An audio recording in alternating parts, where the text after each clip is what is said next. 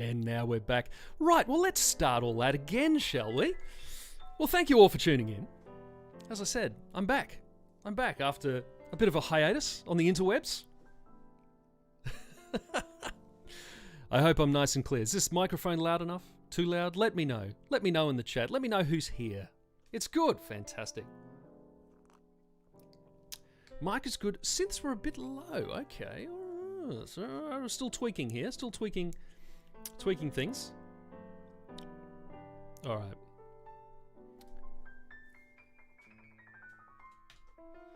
Okay, so let's start again. I was saying hello to everyone. So g'day Ray, thank you for tuning in. Ray Audette Drums. Marco Zarco was saying that's an awesome name. Marco Zarco, that's very cool. Marco said, you know you're good when you get likes before the content even starts. Thank you, Marco. Jeff McClellan says he's got me on the big TV, which is a little concerning, but we're going to go with it, Jeff. So I'll just, big screen, nice. Coffee indeed. Aquatic Borealis, good to see you again. Here we go. So I'm taking the applause is working. There you go. So we've got sound effects. That's all good. G'day Joe, good to see you. And Marco said, sweet, sometimes you've got to tell us how you go about making those imperfect beats. And I said, before I was blinded by this sun that's just come out here, so this is Melbourne. They talk about having 4 seasons in one day, and we're kind of experiencing it. It went from torrential rain and darkness to I'm blinded by the light. So you're going to have to forgive the camera maybe going a little bit over or underexposed today because it's one of those Melbourne days. Just give it a couple of minutes. It'll be the opposite. So Marco said, got to tell us how to make those imperfect dilla-ish beats. And what I was saying when my mic was muted was that, yeah, that's kind of the purpose of today. So I'm just going to do a bit of a jam, which, already started. And so it'll be a bit of a jam, bit of a synth hang, mess around with some synths, might make some sounds or something. And yeah, if you've got any questions, let me know. If you've got any questions about anything, about music stuff, not about life or politics, I'll try to keep them out of the chat. But if you've got any questions about music stuff, synth programming, drum programming, as we've already seen, I'll do my best to answer them for you. So yes, Marco, I'll show you some dilla-ish beat stuff. That's actually quite a very straightforward one, that one, compared to how crazy you can get with it. But I'll go into that. I'll just get to the bottom of this chat first, and then we'll come back to that.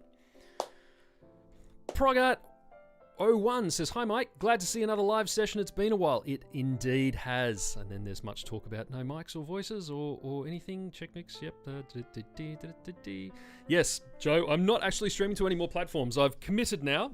I'm committed back to YouTube for a while. I had a bit of a daily with Twitch for a while.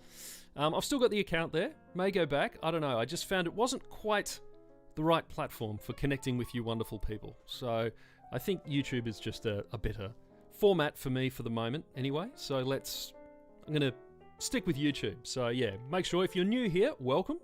If you don't know who I am, you're probably terrified. Who is this crazy guy talking to me on the internet?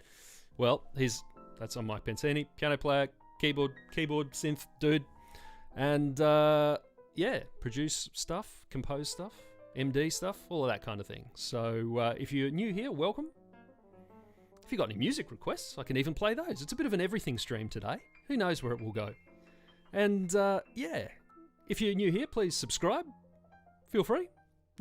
Chuck a like, a subscribe, all that kind of thing. And this is where I'll be streaming in future. So you can keep up to date with all that. Okay, let's catch up on this chat. Joe says, damn, I wanted to hear what he was saying. You really didn't. It's all right. I've recapped most of it anyway. All right. No, I was talking to you, Joe. You just couldn't hear me. Yeah, synths are a bit low. I don't know. We'll see how that goes as we're going. It's trying to get the right level for streaming is always a little bit of a challenge. That's good. I've got these analytics here on this YouTube screen. I've got to turn them off. I'm finding them quite distracting. So just give me a minute here. I'm going to see if I can get rid of those. So I've got a little window of me actually for what I did about 10 seconds ago, and it's quite annoying. How do we get rid of it? Come on, YouTube, go away. Shut. Close. Here we go. View. Docs. Chat. Oh, there it is. Look at that. That was easy, wasn't it? Now I'm going to close YouTube. So I really don't care about all those analytics. I just want to talk to you guys. Here we go, fantastic. That's better. All right. Nan Ewan says, I love you. Wow, that escalated quickly. Well, thank you very much. Thank you. I love you too. Overall master level is a bit low, is it? Oh, that's annoying. Well, we'll see how it goes. We can make some tweaks as we go. As I said, I've had to set everything up pretty much again, so this is a bit of a new setup. So, might take some fine-tuning today, but that's kind of the purpose of it. We'll get there. Joe says, it's 4 a.m. here. I have to crash. That's no good. Happy to have caught you live. Had an amazing stream. Thank you, Joe. Sleep well. Aquatic Borealis. Cue the Manfred Man piano intro. Progart says, I have one very important question. When are you going to release your solo album? Solo album, as in solo piano, or as in just solo, like as in my album with synths and stuff? Jeff says, I'll take the streams wherever I can get them. Thomas Bernard, how are you? Mike, what are the best types of sounds that you find you get out of the Carp Odyssey? Okay, so that's question number 2. We're gonna come back to these. Vincenzo says, what do you think of the Moog 1 versus a Summit? Oh, God, it's got some good... God, because all the questions coming in today. This is good. This is good. We've had a request for 500 Miles High by Chick Corea. Wow. Okay. That'll dust off the cobwebs. Awesome. Vincenzo, obviously the one has better raw, gritty sounds, but in terms of sound design, Gentle Thoughts by Herbie Hancock. Sup, Mike Pensini. G'day, Wrecking Crew Productions. Good to see you. Okay. Let's go back for the moment. All right, we'll answer that one question quickly here, because that's what was this? Oh yeah, what are the best types of sounds that I find to get out of the Carp Odyssey? I like, well, obviously, you know, leads, basses, all the stuff that it's kind of designed for. I mean, I don't know, what makes the Carp unique? I guess the duophonic thing's cool. The fact that you can play, you know, 2 notes at once. So I think programming sounds that take advantage of that lets you do some really cool things that you can't do on other monophonic synths. So yeah, unique to the Carp. It's got a unique sort of duophonic mode, so definitely that. I love leads and basses. You know, all the sort of Herbie Hancock type sounds are awesome. What else is really unique? The sync, the oscillator sync that gives you those. You know, I can show you some of these. I'll demonstrate some of these in a bit actually. But the oscillator sync is really cool. What else is really cool on it? Oh yeah, the sample and hold. So if you want to get those, you know, those random computer, Doctor Who, R2D2, whatever you like, sounds out of it, it does a really great vintage sort of super, what's the word? Yeah, super old school vintage sounding version. It's got a really awesome sample and hold circuit. It's got a really great ring modulator in there. These are all kind of things that they're fairly unique to the ARP, and it does them really well. So yeah, I mean, on my videos, you'll probably see I mostly tend to err on the side of doing more leads and basses, sort of, you know, your meat and potatoes stuff, because it just sounds so good for those, you know, those funky, squelchy leads. But yeah, for all that other stuff, it's really good too.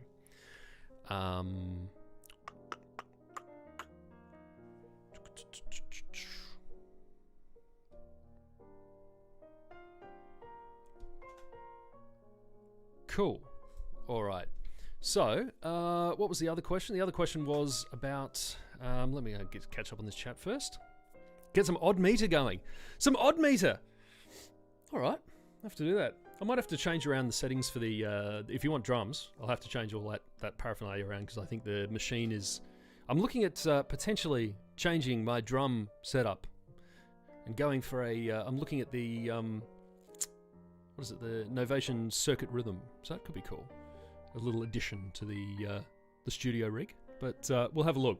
But with the machine at the moment, I'd have to reconfigure it to do odd time signatures and stuff. But, you know, might be possible. We'll see.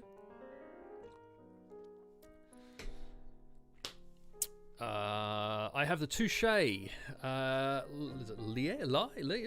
It's the sound engine that comes with the Touche by Expressive E. Fantastic touch controller. What sound patch did I use for that whistle? I'm assuming you mean on that, is it the coffee sort of espresso E video I did? If it's that one, it's like a flute sound. I think it was a preset, actually. I think it's just one of the, if you look at, it's called something flute Something to do with a flute. It's been a long time since that. I'd have to check it out. But yeah, look for the... it's definitely a preset that comes with the touche. And it is... I think it's, yeah, something flute. Like modern flute, future flute. Something to do with a flute. Look up the flute presets. You'll find it. CJ Gaming says, "Hey Mike, hope your stream's been going well so far. Hey Cecilia, how are you? Nice to see you. Thank you for tuning in. Long-time Twitch supporter. Nice to see you on YouTube. That's great." Progart says, "Either one, solo piano or synth album would be great, since your playing is really amazing." Oh, thank you very much. If you do an acid jazz album, that would be even more fantastic. But yeah, chances are good. Okay, so I've got a yeah, not a secret, I suppose. I'm doing a I've got a project in the works actually, and we're planning on releasing an EP. It's pretty close to being finished as far as the writing stage. So I've got a fantastic drummer and a fantastic bass player who are just super on my wavelength. The EP is pretty much written. It's just a matter of, because we've been under lockdown, because of everything here, we haven't been able to get together and you know, do all the rehearsing and fine-tuning and all that stuff. But that's all being lifted very shortly here in Melbourne. So as soon as we can do that, we'll get in the studio, we'll record everything properly. So there is definitely and that is along the lines of, man, I've got so many projects in so many different genres. That's kind of my problem, is whittling it down. But I'd say this one is along the lines of, yeah, you know, what I do, but very Headhunters, Herbie Hancock based vibe, but trio. So it's just a trio, keys, bass and drums. And man, I'm super, the players are killer, super stoked. It's going to be amazing. So that will probably be the first one that drops. And that will be at least, I reckon, a probably 5 or 6 track EP.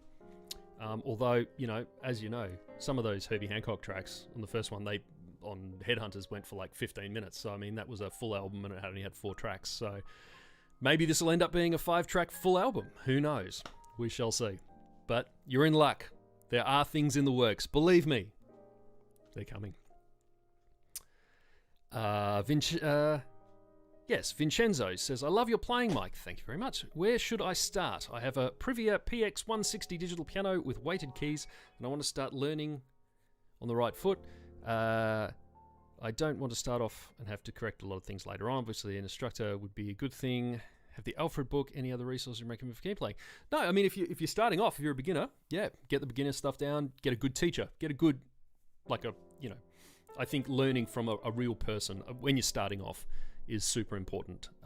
Someone who can, you know, help you get the right technique and all of that kind of thing. But it's good to have a weighted digital piano to start on. That's great. I recommend everyone do that if they can. Wrecking Crew Productions. Yeah, cool, right? Ray Odette says, "I'm sitting at my kit, ready to get it. Love playing along to my..." Oh, thanks, man. And all vid, all the sounds using that. Oh, thanks, man. Yeah, I think most of those, all the lead sounds in that were that touche. Cool. Have I taken a look at Pigments yet? Arturia also came out with the SQ80. Man, I haven't. I've got Pigments is there. I've bought it. I haven't yet explored it. It's on the list. Thanks, Progart. Now, we had a couple of other questions. I've got to get back to that Dilla question, but there was one. What was it? The Moog. How does the Moog compare to the Summit? Yeah, I mean, similar yet different. They're very... Oh, look, they cover a lot of similar ground. I mean, the Moog's got Moog filters, so it's going to sound more like a Moog, obviously, for the polyphonic stuff. Yeah, they're both great. They're both different. You know, they're both different flavors of awesome. I like the Summit because it's, you know, it's compact, it's small, it's, you know, still 16 voices. And it sounds great. It's really good. I mean, the Summit doesn't sound as Moog, obviously, as the Moog 1. But, I mean, when you use the state variable filter on the Moog, you can get it sort of, I guess, sounding more like the Summit. But the Moog 1 filter sounds like a Moog. So, yeah, I mean, I've got, as you know, that Moog 1 that I had here was on loan. That wasn't mine, obviously. But I've already got a bunch of Moog stuff. Like, I've got the Grandmother here, I've got the Sub 37. I've also got a Roland SEO2, which is essentially based on a, you know, Studio Electronics version of a mini Moog design.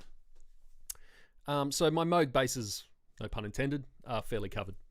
So yeah, you know, it's not something that I was I could really fit in the studio, to be honest. It's massive.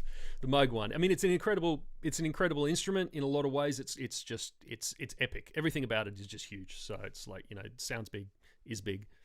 And yeah, it's cool. But for what I do, like the Summit is killer. The Summit covers much of the same territory for the songs that I make that I need it to, you know, from the Moog. So I think, you know, if you've got, I guess I sort of see the Moog one as it's the synth for the guy that has the person that the synthesist that has everything.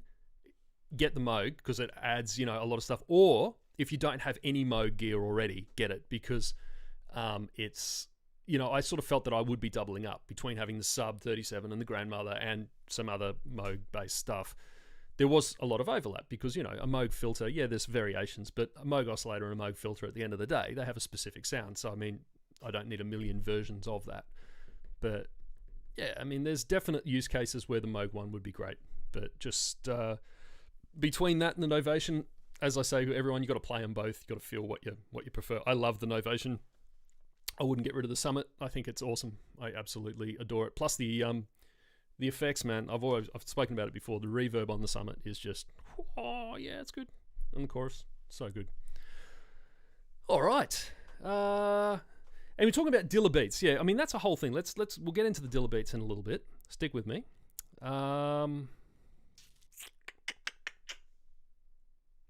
Yeah, Summit's great, man.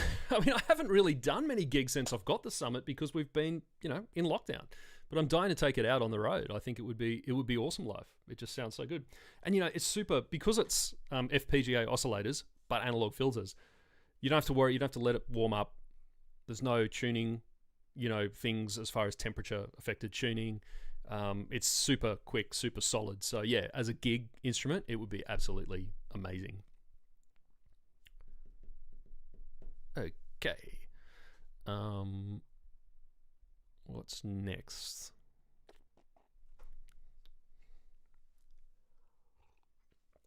VCOs can get bad after being banged around on tour. Absolutely, man. Yeah. Any analog gear. Yeah, as you said, VCOs, the oscillators can definitely get smashed around. Thomas, Mike says, Mike, silly question. Come on, there's no silly questions. Which Moog did you get blown away by most on first play? Grandmother, Matriarch, or the One?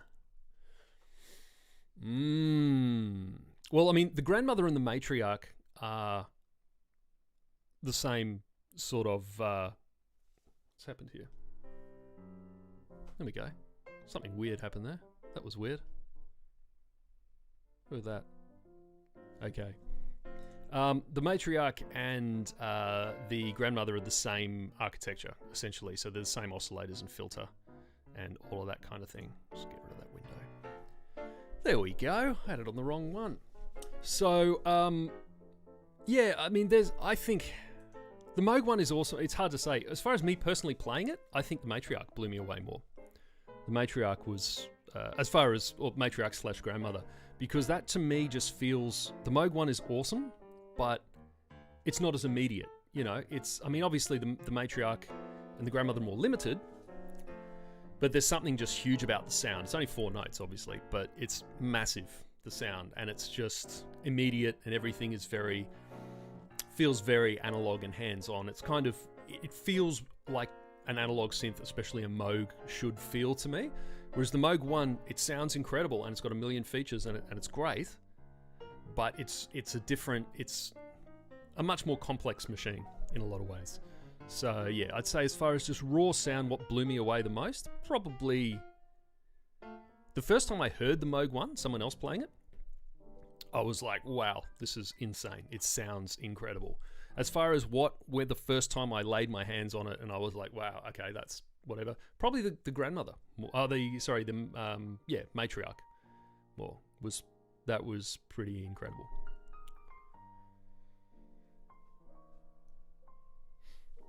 Michael Davis says, my favourite keyboards are Nords. I have a Stage 3 and Electro 5. Fantastic, man. They're great. I've got way too many. I've got a Stage 2 here, a Stage 3 that goes to gigs, and an Electro 2 that is a tour board. So yeah, I've got 3 Nords and I love them all. They're fantastic. Aquatic Borealis says Moog 1 sounds crazy epic. It does. It's like a movie soundtrack in a box. Moog 1 16 voices, 17,000 Australian dollars. It is indeed. Yeah, it's a pricey bit of kit. Somebody's no slouch either. It's not a slouch, man. It's right up there. I mean, I reckon it's up there. I think it's up there with the Moog 1 as far as in a different way. It's just a different flavor, but I would not call it any less of a synth. I think they're both fantastic instruments. The Moog 1 is incredible. The Summit is incredible. They're both great. Your second instrument after piano. Sorry, I don't quite understand the question. Might need to. Do you mean favorite instrument or what else do I play? Yep. Frank says, how about the Peak versus Prophet Rev 2? Okay, well the Peak is basically half of the Summit, so it's just 8 voices instead of 16. How does it compare to a Prophet Rev 2? A Prophet Rev 2 is much more like Dave Smith sounding DSI. It's just a different sound. They're both awesome, just different flavors. So both great keyboards. Just depends on what you're into. What other instruments do I know in practice? Drums and bass guitar are the 2 instruments. Cool. All right, I'm going to get back to that Dilla thing, but I just want to play. I want to play something first. What do we have? We had a request for 500 Miles High, so I'm going to play that.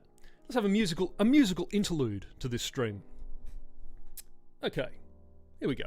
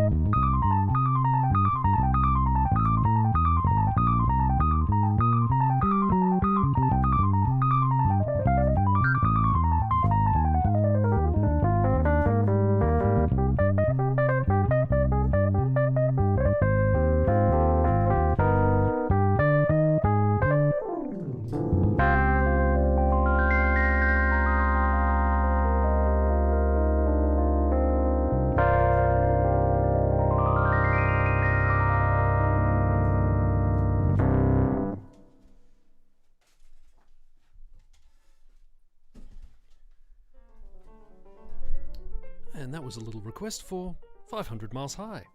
Thank you very much for who requested that. Very nice for the request. Thank you. Thank you very much. That volume should be a bit better now too. I noticed that the master volume was a little low, so hopefully that's fixed all the issues. Okay. Let's see what's happened in the chat.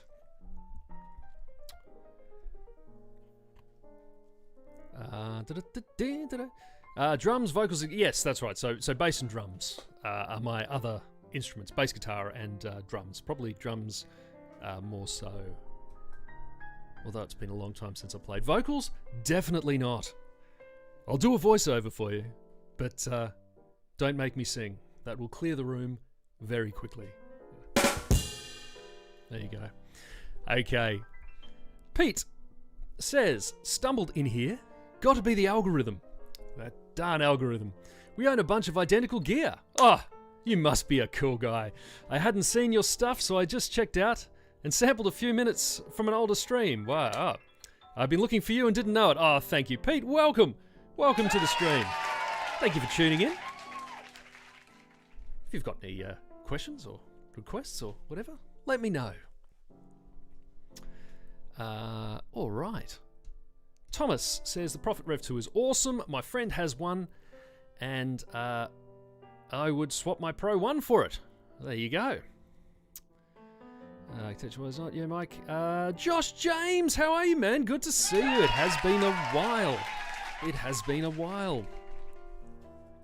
How have you been? Yes, the live streams will be back on a regular basis here on YouTube. So, if you're enjoying what you're seeing, if you'd like to hang with me more often here, maybe request some music or whatnot, then please chuck a subscribe on YouTube, and I'll see you whenever I go streaming next.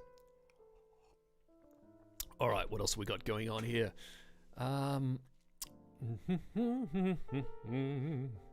Frank says, so far I learned so much from virtual synths and Logic and Ableton. I need one desktop synth to connect to my MIDI keyboard and be hands-on, something that sounds different and that I can take away. Aha, thanks for the feedback. So far my only synth is that. So, right. Connect to your MIDI keyboard and be hands-on. Well, it all depends on what kind of music you want to make. That's the important thing, what kind of sounds you need. Vincenzo, take a look at the new Dreadbox. Yeah, the new Dreadbox looks very cool, man. Looks great. Very simple desktop.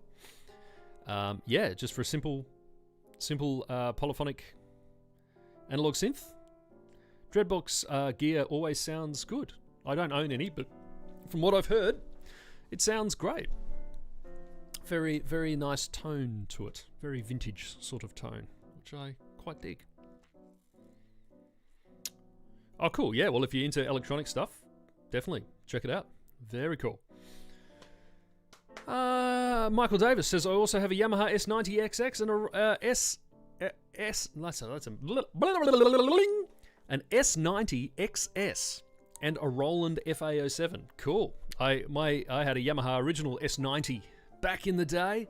That was my main gigging board for many years. That in a massive aluminium flight case that weighed more than the S90, I think.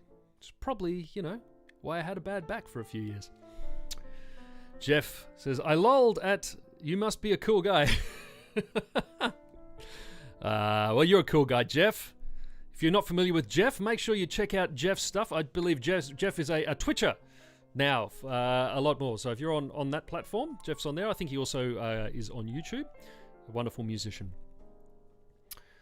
Pete says, I want to see what you can do with the MIDI controllers while you play the keys, the funk. What you can do with the MIDI controllers while you play the keys. Okay, Pete. I'm going to need a little bit more clarification on that one, mate. Not entirely sure what you mean, but let me know and I'll do my best. Josh James, good to hear. I will be tuning in as much as possible. Fantastic. Hope you've been well. I have been very well. Thank you, Josh. I think we're on the tail end of lockdowns here in Melbourne at the moment, so I'm feeling that, I think things are about to get better. Gigs are starting to come back slowly. It'll be a few weeks until the first one, but I think we're on the tail end of this now, which is good. It's been pretty rough. Hope everyone else is going okay in their part of the world with the whole lockdown or not lockdown or situation. Do I know Earth, Wind, Fires Can't Hide Love? I certainly do. Can I request it? Man, now that I know Can't Hide Love. How would I play that in this kind of situation, though? That's tough. I can say I've never played the melody. I definitely know it, though. I'll have to think about that one. Because it's also got some, like, odd time bars and... Yeah. Oh, I can try. I can try to do, like, a solo piano rendition of it, which has probably never been done before. But I've played it in bands and stuff. Yeah. Okay. I'll have a look. Michael Davis, that S90 has a great piano sound. It does. The best piano, I think, Yamaha piano sound that I can remember is on the S90 ES. It only seems to be on that model. So there was the S90, the S90 ES, and the S90 XS. Is that right? And the one in the middle, it was the ES. That had a piano sound. Man, that thing just, that sounded incredible. Every time. Just, that was killer. Never owned one, but every time I played it, I was like, this is one of the best piano sounds. Very cool. And then I think they changed it for the XS, and I don't think it was available in the XS. So just because I played one of those and it sounded completely different. Vincenzo says, as a Melbourne man, have you heard of King Gizzard? Familiar with any of their music? Yes, King Gizzard and the Lizard Wizard, I think is that the full name? I just know them mainly from the name, but I know they're quite well known. I have not checked them out in any depth, but I will and get back to you on that one. Yeah, I'd need a backbeat for sure, but there's some 2/4 bars in there that would let's see. We can do it as an experiment, and we can see where it works out. Can you sing it? That'd be good. What exercise do I recommend for hand independence or better? So what songs to learn? Do you play Boogie on Reggae Woman? I do play Boogie on Reggae Woman. I don't play any of these heads, like the melodies. I play, I know them, but, there's a lot going on there. Recommend for hand independence. Okay. Finger independence, I recommend some exercises called Hannon, which you've probably heard of. They're great for finger independence. For hand independence, practice things like Boogie on Reggae Woman, but practice the bass part and the chord part and getting them solid together. That's the thing. So for instance, let's just go to Boogie on Reggae Woman. Yeah, I'll show you. So for instance, what's a good angle here? Yeah, we'll go with that. Okay.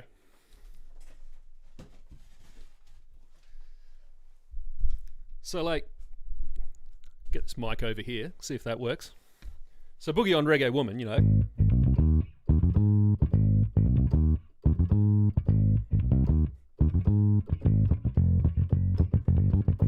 So get that going, and then you've got your right hand part. That, let me get rid of some of that reverb.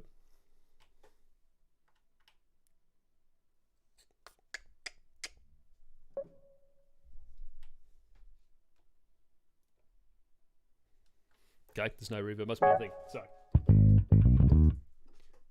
keeps changing the angle. Hang on a minute. There we go.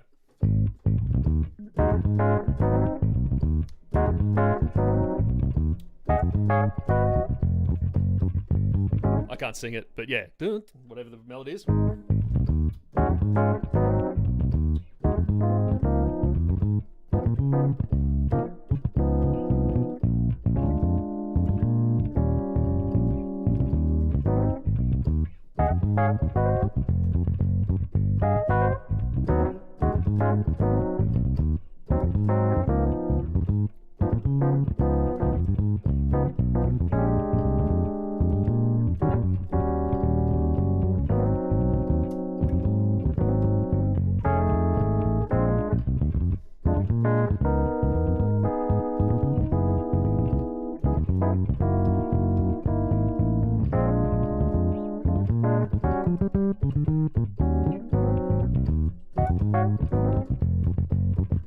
Etc. So, the big part of that is in hand independence.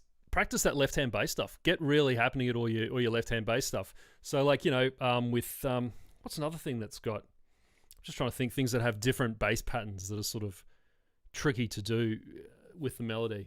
Can't think of anything off the top of my head, but or Can't Hide Love.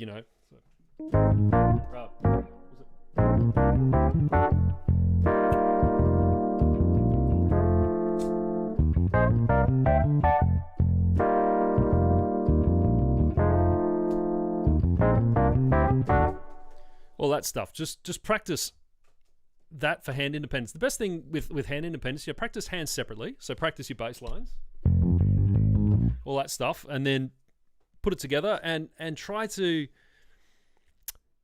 Don't always try to play everything together, if you know what I mean. Like, the thing with hand independence is you want your left hand to basically be like a bass player, and you want your right hand... There's a whole thing we can do on left hand bass work, but basically you want your left hand just to be independent, like a bass player. You don't want it to be tied or linked to your right hand. So you don't want to be playing everything, the same thing. If you're playing like a funk groove, for instance, let's just take a, you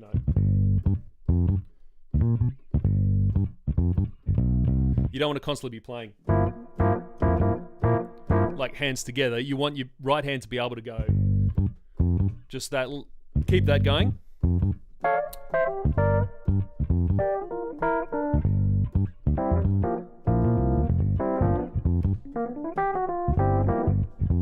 So just try to keep that left hand solid, unwavering, and then your right hand doing something completely different. And that's just stuff like that. They're the best. Make up your own exercises for for hand independence. Best thing is just like try to learn songs. So like learn a tune that's a bass player and a keys player, but then just play them together and try to just think like the bass player with the left hand and think like the keys player in the right hand. And don't be playing both at the same time. Super chat from Thomas Burnett. Thank you so much. Legend. Thank you, Thomas. It's very kind of you. Really appreciate that, mate. Okay. I'll catch up on this chat.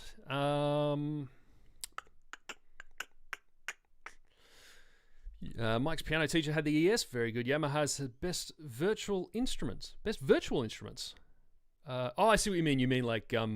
Right. Yeah. Okay. I see what you're saying. Emulations of acoustic instruments.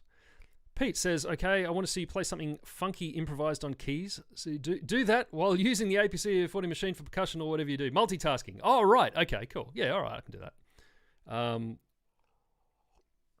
Josh says he could sing it, but it would be painful for everyone involved here. Not painful if I sing it, mate. But yeah.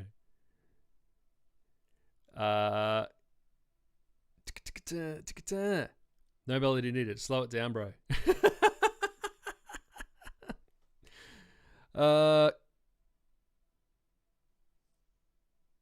Jeff says, I don't know what just made me think of Charlie Hunter, but it did. Yeah, Charlie Hunter. Well, he's kind of like what's he? He's the guitar equivalent of left-hand bass, essentially, but he's like one thumb bass finger. So if you're not familiar with Charlie Hunter, he's phenomenal guitarist, but he also plays this hybrid guitar, which is, Jeff, you probably know more than this, I'm sure, than me. What is it? Is it two bass strings, three bass strings, whatever, and then guitar strings?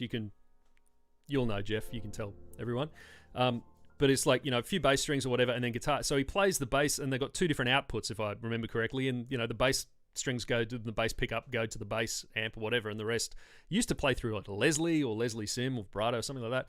So he can basically do, bass and guitar at the same time. So it's essentially what I'm doing there, but he does it all on guitar, on one thing. So he splits his brain and his fingers, and he's awesome. So as some of you, if you're not on my Discord, here's another plug.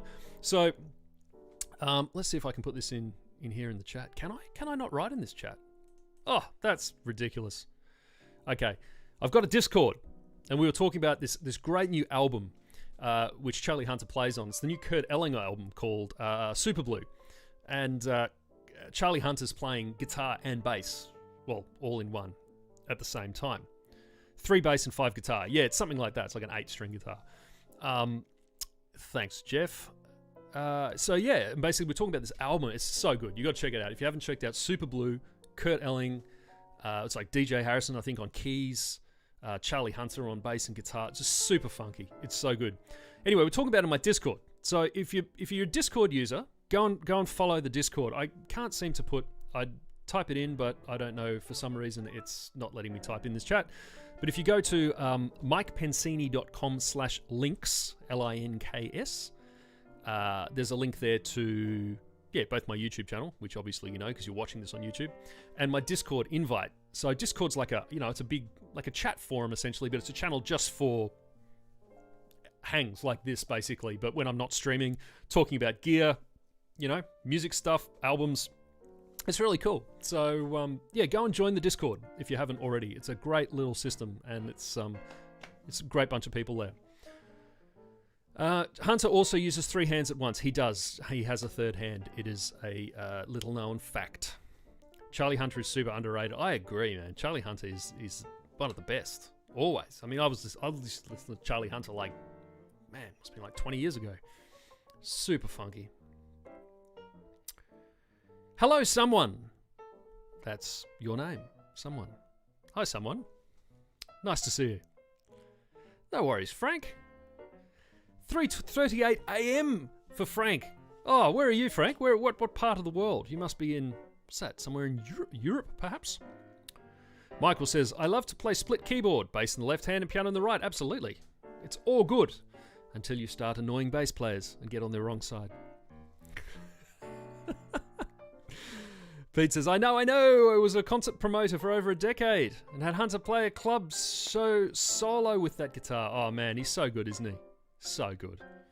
Any tips for starting a piano YouTube, Jordan? Oh, wow. No, just do you. Do what you do and just post consistently. That's something that I don't do, but I should do. I had a goal. I was trying to get up to 10,000. It's just a random number. 10,000 YouTube subscribers by the end of the year. That was my dream, my little dream goal.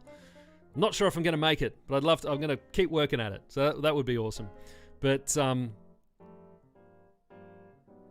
yeah, so tips for starting any YouTube channel, I think, are just do what you do. Concentrate on, don't try to be someone you're not or cater to an audience that isn't something you're super passionate about. And just post regularly and engage with everyone, I think, is super important, and I reckon that's pretty much it. Someone says, am I allowed to ask 432 or 440 here? I'm currently running 440, if you're talking about tuning, I'm assuming, unless that's some code that I'm not totally familiar with. 440, yeah, I'm a 440 person. I haven't looked into alternate tunings much. I've heard some that sound really interesting. It's just when you see how many synths I have behind here and behind there and out of camera as well. Changing the tuning on them all would take me several days, so I'm not going to do that. 440 keeps it easy. Plus, all the acoustic instruments that I have are also tuned to 440, so I'm not retuning the piano. If my dad's watching, what would you say, Dad, if I said, can you come down and retune my entire piano not to A440? I think he would disown me. He's an incredible piano tuner, just in case you didn't know. So he does, yeah, legend. But yeah, 440. Pete says, Hunter has a custom-made 7-string. He used to have an 8-string. Close on the Leslie, uses a Hughes and Kettner tube rotosphere. Wants to sound like a Hammond. Look at that. There you go, Pete. Pete is a wealth of knowledge. Thank you, Pete. Fantastic. That's great. Frank is tuning in from France. Welcome. Welcome. Couldn't sleep, then got the YouTube notification. I was meant to be. There you go, welcome. I'll play something very relaxing for you. Hopefully you can nod off then. Frank says, if you can think of songs to learn, good for funk and left hand, let you know. Yeah, okay. Other cool stuff's like, any organ funk stuff. So, even like Soul Live, listen to bands like that. They're great. Yeah, I'll have a think, pretty much anything. Someone changed everything to 432. Wow, there you go. Yeah, I've heard some people dig 432. It's a thing. It's a thing. Pete said he told me, I'm assuming Charlie Hunter told you that he can only play like that, like he has extra fingers because of his small hands. And if you ever get a chance to meet him, skip it. Just enjoy the art and ignore the man. Okay, he seems like a really nice guy. I've never met him, but everything I've seen, he just seems like the most chill, super cool guy. So, yeah. Frank says, Jamiroquai, Stevie Wonder, Virtual Insanity. To know you is to love you, right? I'm not sure what you're asking, but yes, I love Jamiroquai and Stevie Wonder. Virtual Insanity is a great tune. Oh, you mean as far as songs to learn? Yeah, any of those, for sure. Totally. The thing is, if you want to play good left-hand bass, just listen to good bass players. That's all it is. Just, listen to good bass players and just try to emulate what they're doing with your left hand. Do I like Ramsey Lewis? Man, I haven't heard much Ramsey Lewis. I hope that's not a terrible thing. I'll have to check out more Ramsey Lewis. Michael says, I love keyboards that have hands-on interfaces. They're so easy to use. Absolutely, man. Absolutely. Did I catch the nominees for the Wangaratta National Jazz Awards for piano? Field? No, not completely. I know there's a few guys I saw. Sorry, I did catch it. Yeah, you're right. I do. Yes, this year. Yes, some great players in there. It'll be a fantastic competition. Ramsey had a few killer albums. Check out Sun Goddess to start. All right, will do. Cool. So we had a question just about the Dilla stuff. I mean, that's the beats. So we're just looking here. I mean, there's a whole. I mean, I'm sure you could look up a million videos on how to program stuff, and I'm no expert on it by any stretch. To get that beat that I did, that's not even really a Dilla thing. The first beat I started off with, in that the snare and the bass drum are actually perfectly quantized, which is not what I normally do if I'm going to create one of those sort of drunken drumming Dilla things. If you listen to this, just mute the other tracks. Hang on.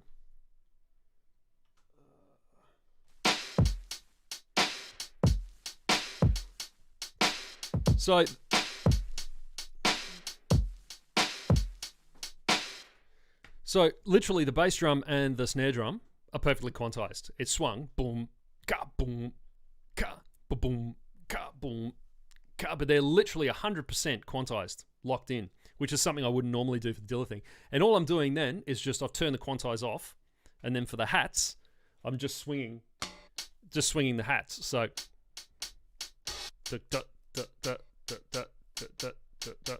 it's a little bit more than sort of normal swung. It's not even perfect. That's it for that beat, and that ends up sounding like that, which is not pure Dilla, but it gives it a bit of a different feel because you've got I guess the bass drum is 16th note swung, so ba-boom, ba-boom, ba-boom, ba-boom, ba-boom, ba-boom, and then the hats are 8th note swung, so they're boom, boom, boom, ba-boom, ba-boom, ba-boom, and it's just that juxtaposition between the 16th swing of the bass drum and the 8th swing of the hats gives you. And I mean, the drum beat's only one part of it. The other thing then is playing the bass with it, which is I don't play the bass straight.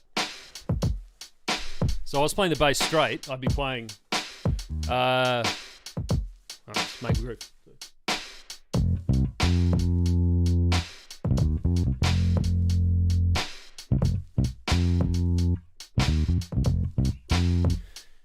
I pull the bass back, so I play behind the beat, which makes it sound like this. So.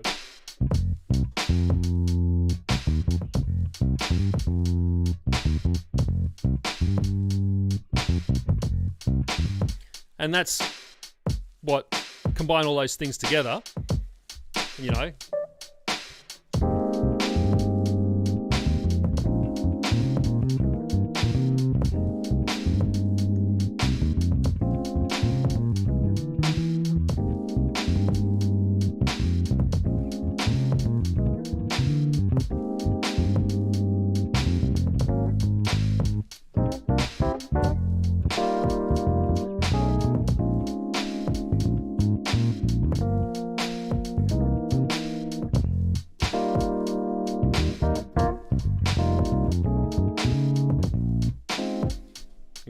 Can't Hide Love in that style. So that's pretty much how you get that general sound is, you know, if I was actually doing this for real, I'd program the beat from scratch and the snare wouldn't be, the bass and the snare wouldn't be perfectly quantized. But it just shows you, leaving just the hats unquantized, you can definitely get some cool effects. Vincenzo says, I saw Herbie Hancock California a few weeks ago. He was playing with Thundercat. Yeah, I saw they were doing some stuff together. That's fantastic. That's so awesome. Very cool. Happy to learn a Mike Pensini song if easy enough. Oh, for sure, man. I've got plenty of tunes that would be easy enough. Marco! Oh, Marco. Thank you so much for the super chat. Marco Zarco. Legend. Thank you so much. Really appreciate that. All right, guys. I hope I've answered all of your questions. If you have any more, fire away. If I've forgotten any, please remind me. If you have any requests, I'll play. I think we had a request just to do some funk sort of jam and mess with the... So I set all this up. I was doing a lot of sort of broken beat stuff. So I had a system, and then I haven't streamed now for months because I've been doing other stuff, doing sessions and things here. And I got back. I'm trying to remember how I put the whole setup together. So I'll give it a shot. It may not be perfect, but I'll do my best. What is the drum machine? That drum machine is it's a Native Instruments Machine Micro Mark III. And it sounds great. It's tethered, I don't know if you're familiar with how they work. They have one model that's not tethered to a computer, but this is basically, it's like a controller for the system in the computer, so you still need to have it connected to a computer. Michael says, I forgot to say earlier, watching from the US. Oh, fantastic, Michael. Welcome. Whereabouts in the US are you tuning in from? Pete says, what is the DAW machine? All three MIDI controllers driving the DAW at once. What is to the right of the machine? Maybe a DAW MIDI controller very front end. Sure, okay, no worries at all. Okay, I'm putting all this together in Ableton. So my whole setup, I can't share the screen because I'm streaming from a PC. I'm doing all the streaming from. All the audio stuff is happening on my Mac. So the Mac is running Ableton. For the drums, yes, I'm running a Machine Micro. That's running, obviously, into the Machine software inside Ableton, just as a plugin. Now, these controllers, we've got an APC 40 Mark II. This is a different view here, maybe? Is this going to work? No, that's probably the better one anyway. There you go. So this is this controller here. That's my main controller. So this is basically controlling all my channels. So each of these corresponds to a different synth. And I can loop each of those or whatever. So I've got bass. This is so bass I'm running plugins. So I'm using Trillion of Spectrasonics. Absolutely amazing. So Trillion electric bass, Trillion acoustic bass. And then I've got other stuff like I've got plugins for piano, Rhodes, and then my synths all start. And you can see here, each of the channels, I've got different synths. So each one of these is connected to their own channel, which I can't remember because I changed the configuration. So these labels no longer apply, something I've got to fix. And then this one here is just dedicated for drums. So what I've done is for my drum channel, there's one channel here that's like a master channel for drums, and then I've split that out. And then you can see along here, I can split that into multiple channels. So I've got a channel here, this is the volume for drums, this is the volume for percussion, and I've got a samples channel if I want to trigger samples. So I'll show you that in a minute. So I'll create a jam with some drums, with some percussion, maybe some samples, and then I can mix and match those and mute them and unmute them all so this is just basically sub-channels for everything coming out of Machine. And then this here is like the master controller. So that controls everything in the studio. That's every synth every synth actually goes into my interfaces. So I've got two Focusrite interfaces that give me 16 channels all up. So 16 audio channels, as well as probably about another 8 virtual instruments. So I've got probably about, 24 channels of instruments. And then I can just go through them here, and I can loop, I can mute, I can then add effects, I can pan, I can do all of that stuff, mix it all from this controller here, which is the main controller. So that is the setup, basically. So yeah, that's essentially a mini version of that, but rather than running my whole studio, that's just running the outputs from the machine, so I can mix the different sounds. So if I want a bit more percussion, a bit less drums, a bit less samples, whatever, I can just mix that here. It saves me having to add on extra channels onto this. So yeah, hope that answers your question, Pete. Michael, you're watching from Kentucky. Fantastic. Aquatic Borealis says, am I going to upgrade my Mac to one of the new ones with the M1 processor? Mate, I would love to. It's going from Touchwood. This one's chugging along all right. It's pretty good. It's one of the hex core ones, 16 gig of RAM. It's fairly recent, I think 2018. So it's MacBook Pros running nice, but man, those M1 Pro and M1 Max, wow, they look incredible. They look really, really good. So when it's time to upgrade, I will most definitely. Pete says, nodding, oh, okay. Cool.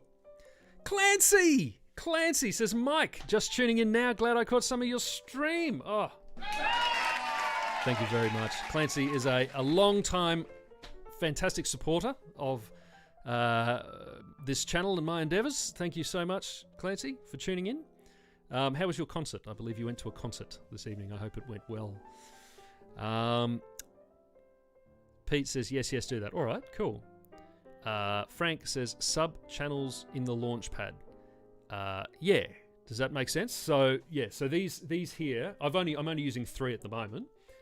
One for drums, one for percussion, and one for samples. But basically, this is like a little sub-mixer just for everything that's coming out of the machine. So I don't have anything like Rhodes or bass or synths or anything on this one. That's all controlled by here. This is the master. And then this is just for anything coming out. So for instance, I'll put this together now. I'll turn this into a jam, but I'll start it out talking through what I'm doing while I do it. So here we go. Let's get rid of that background music. Chad, watching from the US, Columbus. Cool. Your demo of Keyscape was hands down the best. Do you still use it or did you get tired of it? Oh, thank you so much, Chad. Yeah, absolutely. I still use Keyscape. Keyscape is probably the most used piece of software in my studio for doing recording sessions, 100%, I would say. I use it on pretty much between that and Omnisphere, I'd say I use pretty much on every single session. I think, yeah, it's awesome. It's so good. Ben says, hey Mike, first became aware of you supporting Gary Honor doing a cover of an Ollie Silk track a few years back. Oh, thanks very much, Ben. Gary Honor's a wonderful sax player who actually just released a new album recently, and I'm playing on one of those tracks on that album as well. So make sure you go out and check Gary Honor. Ollie Silk's another wonderful funky piano player. Clancy says, haha, thanks Mike. Concert was wonderful. Just saw Matthew Whitaker live. Incredibly talented young man. Fantastic. It's great to hear. All right, so let's put together. So I'll walk you through what I'm doing, and hopefully this will work. This might take a little bit of massaging into shape because, as I said, I haven't set this up for a while, so I've got to remember where I've put all the sounds. But let's do a funky jam. If I don't keep stepping on my headphone cable. If they could only make wireless headphones with no latency, wouldn't that be a wonderful thing? If they could make wireless everything with no latency, it would be a wonderful thing. Okay, so first things first, let me just delete what I just recorded. So we get rid of that.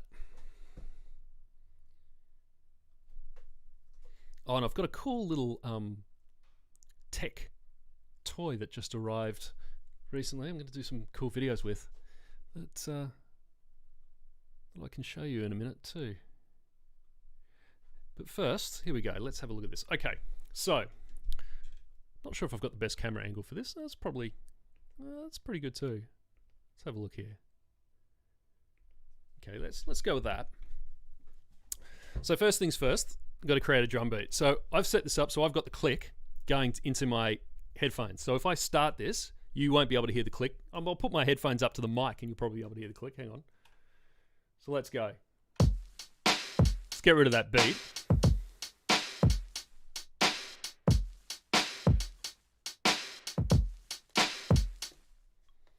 Okay, so turn the beat off. You can probably hear that coming out of my open headphones. So I've got that click going into my cans, so I can hear where the beat is.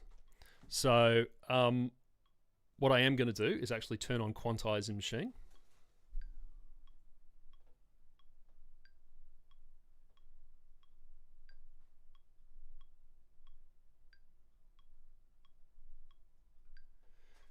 It's one thing I wish there was. Maybe someone can let me know if I've missed something, but there doesn't seem to be.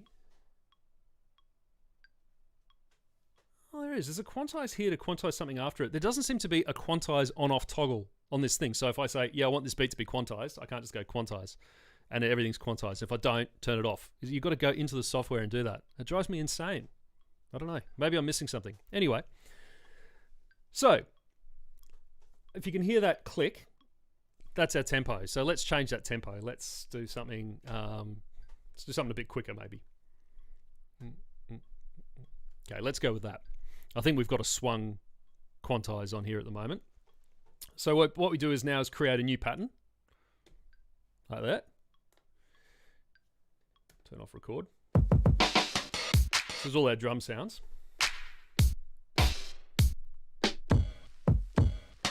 So these are just the ones that I've programmed up to use for this. So these are all coming down this channel of the thing.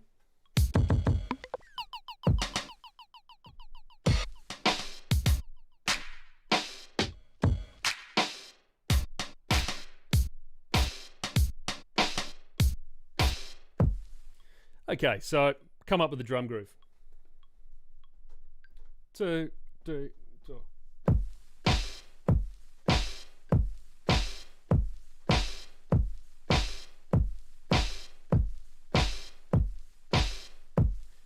Okay, that's going. So add some hats. It might be swung actually, we'll see. I might have turned on quantize. I can turn swing off here, hang on.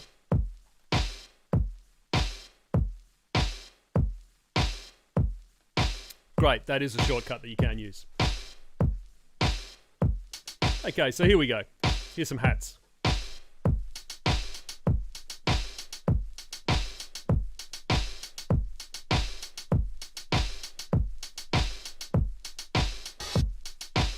Okay, so we got our drums.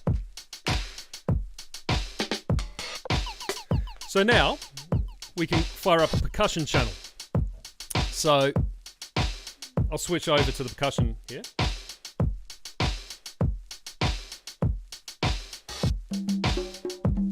So it's like a conga thing. So if I want to record this,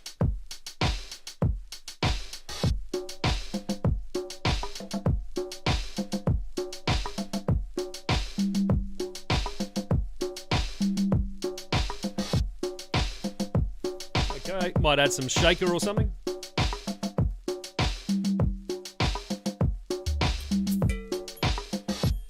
Maybe like a triangle.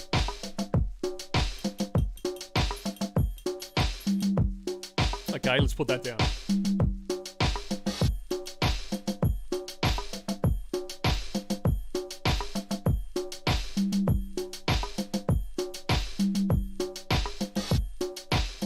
Okay, that's down, maybe a shaker. And you can do a cool thing here where you can do a beat repeat. So basically you can hold the button down and it'll put it to the right amount. So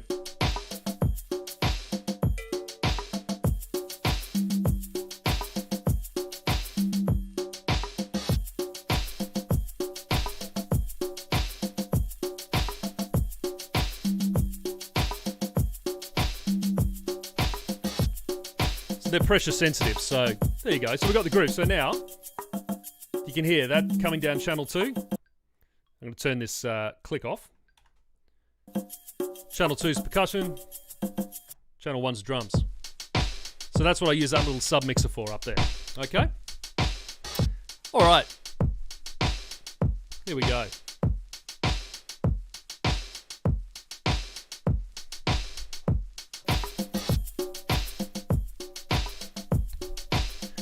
Funk jam time.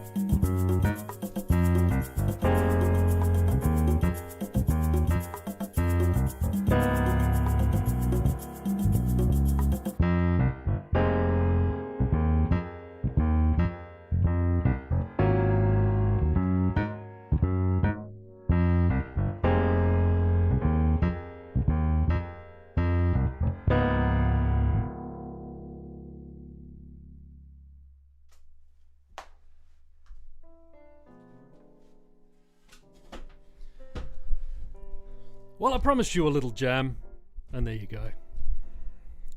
Let me catch up on this chat. Oh, wow, I see we've had a super chat from Thomas Burnett. Man, thank you so very much. Absolute legend. That's for you, man. Thank you so much. All right, let's catch up on this chat.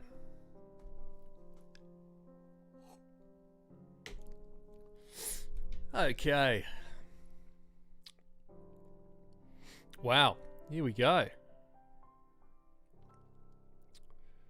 Where was I? Here we go. Pete says, you could map that quantized toggle to a button, don't use on the APC. Kind of, I don't know if you can map it. I think I've tried. Or maybe I have to try again. I don't think you can actually map that little thing in machine for some strange reason. But I'll look into it again. Cool. Ghost notes in the bass. It's all about the ghost notes, man. Yeah, recorded the bass. I like playing, yeah, while I'm still playing the Rhodes. It's just got to be in the groove, man. That's where it's about. Cool. What's synth for strings? That is the Korg wave state, which, you know, it's not necessarily known as a rompler of such. It's more known for, you know, the wave sequencing and all the amazing stuff that you can do. But it has killer, you know, some beautiful, I love Korg string sounds, great. So some really nice samples in there as well. All right. You're welcome, Pete. There you go, man. I did speed it up for you. There you go.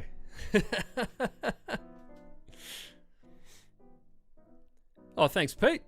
If I make it over that way, I will definitely let you know, mate. Thank you very much. Oh, Lewis Cole, yeah, man. Lewis Cole's great. I haven't caught any of his live sessions. I'll have to look some of those up. Do I use audio or MIDI into the Scarlett? I've got a Claret. Yeah, that's audio. That's all audio, but I'm running a bunch of MIDI as well. There's heaps of MIDI. We've got interfaces. We've got USB MIDI leads. We've got all the stuff. It's getting a little bit dark here, isn't it? Must be another storm, I think, about to hit. Let's have a look what we have. Ben says the triangle at the beginning makes all the difference during the breakdown. Yeah, I love having some percussion in there during the breakdown. It's just, keeps the groove going. The grandmother. Oh, how good's the grandmother? It's so good. Oh, thanks. Clancy. Aquatic Borealis, thank you very much.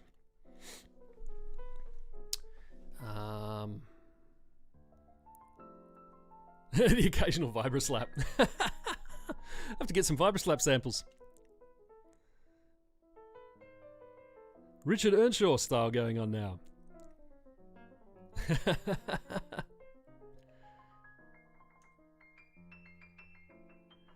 Okay.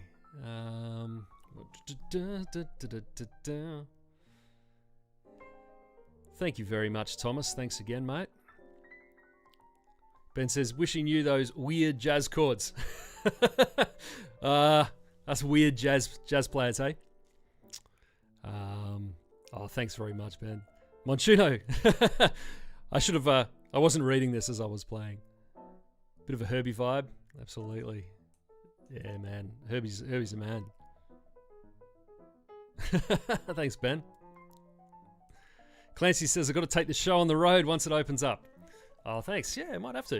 It's a bit of gear to take. I'll have to do a cut-down version, maybe.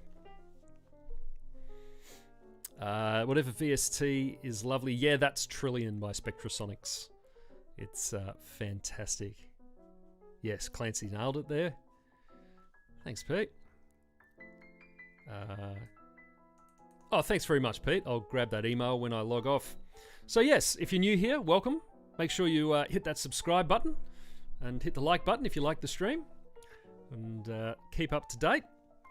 And yeah, if you've got any mates that might enjoy these streams, let them know. It'd be great to build the community here. Also, if you would like to join the Discord, which is free, of course, if you just go to my website, mikepensini.com, if you go to the links page there's a link, invite link to Discord, so you can join, which is basically this community, but offline. So when we're not, when I'm not streaming, it's all chats about gear and synths and one thing and another. It's a good hang. Yeah, the triangle ties everything together. Cool. Grandmother is ear candy. It is. How good is it? It just sounds. It's so vintage Moog. It's that real Moog tone that I love.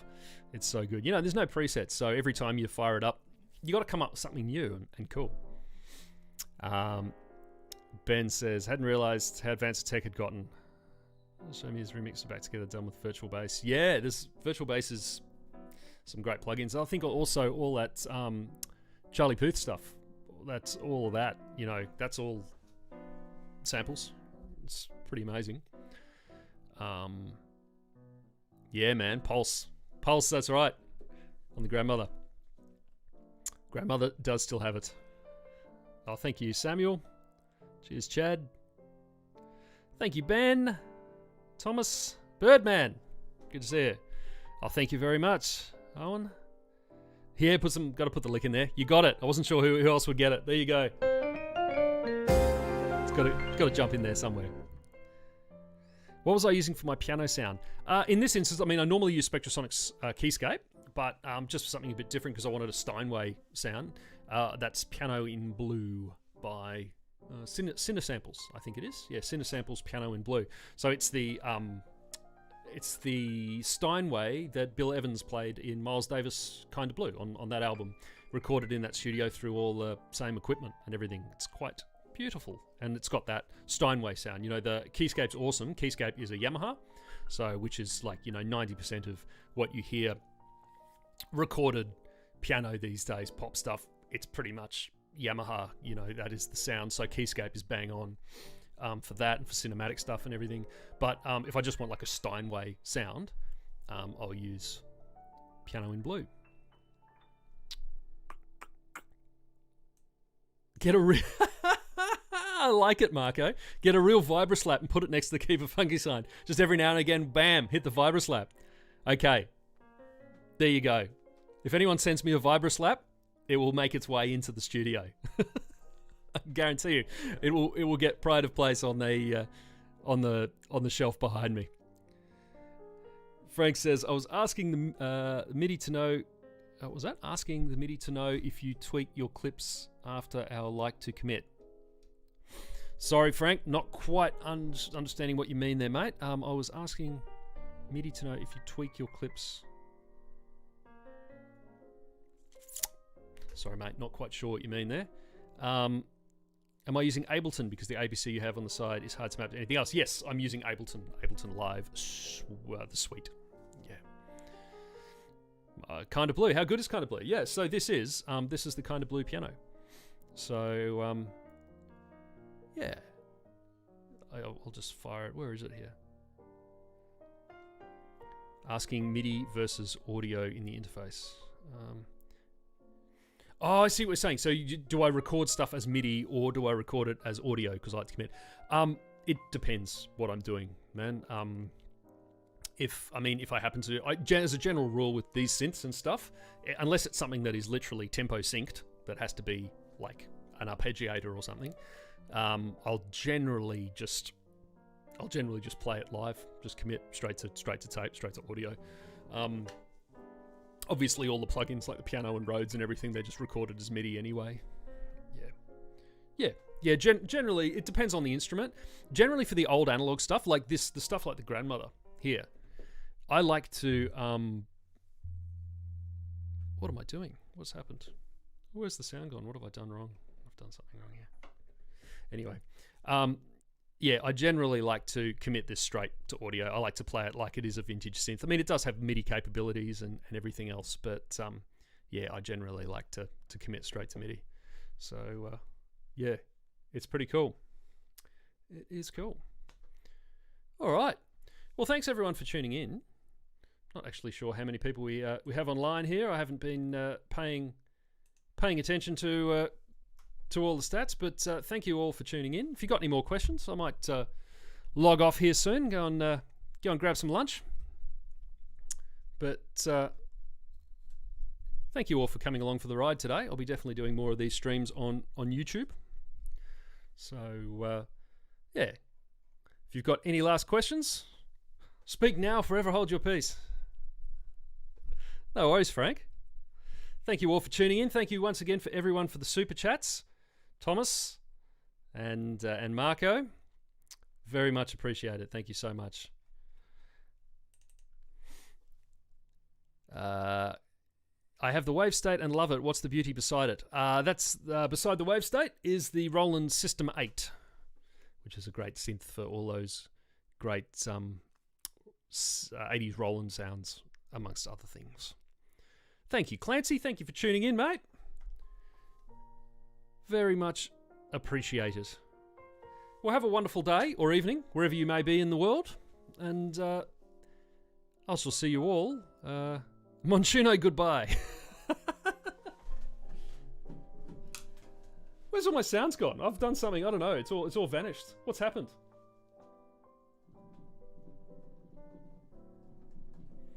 I must have hit the... Oh, there's what I've done. There we go. So that's Piano and Blue. There you go. So that's the... I'll turn that off for a minute. Yeah, I'll just show you. There we go.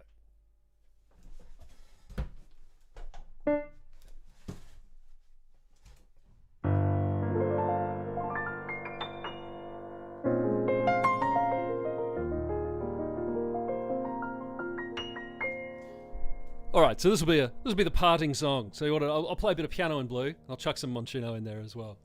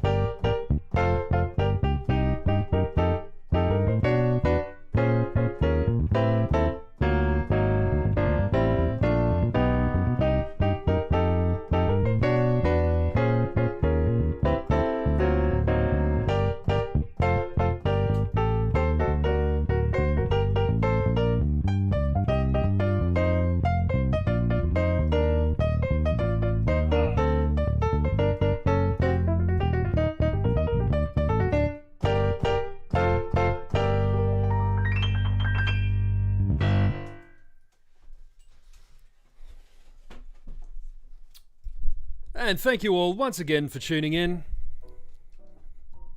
Lovely to see you all. I'll answer these final few questions and then I'm logging off to go and have some well-deserved lunch, I feel. Thomas. Oh, man. Thank you so much.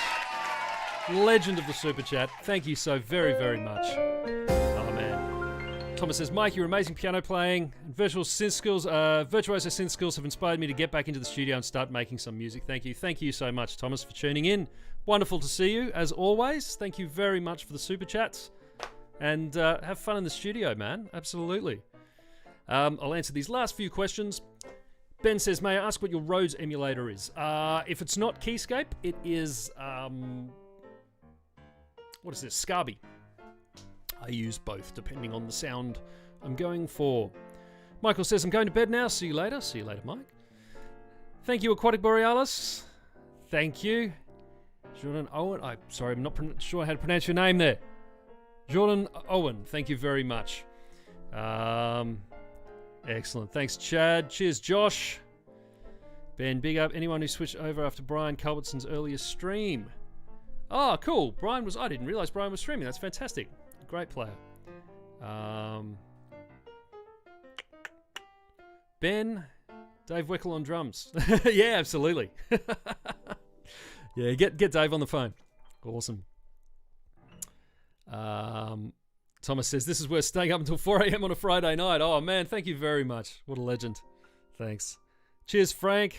Herbert, thank you. Clancy. Thanks, mate. Thomas, great to see you. Frank, Arthur. Excellent. Wonderful. Well, thank you all once again. Have a wonderful day or evening wherever you are in this world.